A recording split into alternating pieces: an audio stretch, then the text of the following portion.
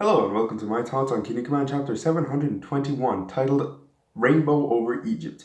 And let's start where the chapter started with the death of Bicorn.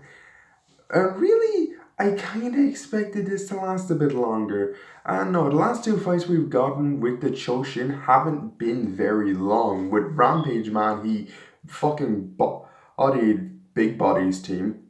Big bodied. Goddamn petty. And with this, Prism Man pretty handily defeated Bicorn in little under, what was this, 3 chapters? Maybe 4? I just expected a bit longer out of these Chojin gods. I can deal with it for just Bicorn and Rampage Man having short fights because they're not the big players of this arc. If the God of Harmony gets a short arc fight, then I'll be pissed. But for Bicorn and Rampage Man, I can sort of live with it. Plus, we got a really good fight out of Prism Man finally getting his first win. I meant finally isn't getting his first win, not finally getting a good fight. That shit where he broke Brocken Jr.'s back with Mammoth Man and Phoenix. Goddamn. Anyway,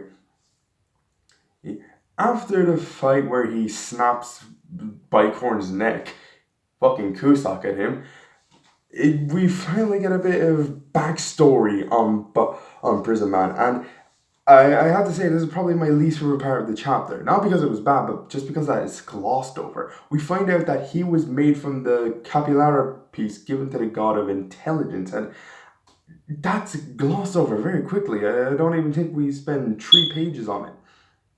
It's ridiculous. This is a character made by the god of intelligence, who was, along with Super Phoenix, the main villain of the final arc of the original manga. I kind of expected that to be expanded upon a bit more. I am happy to get some backstory on Prison Man, but I wish we got more of it.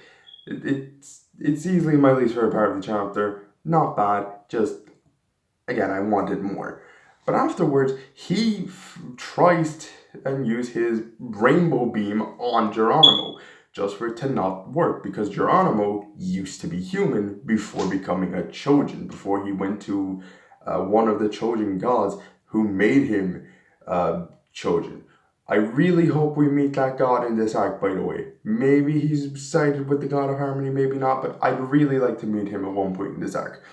And Geronimo is being set up as someone important, so it might just happen. With Prison Man giving him his capyllara piece, I expect some good shit from Geronimo. I really don't want him to start jobbing again.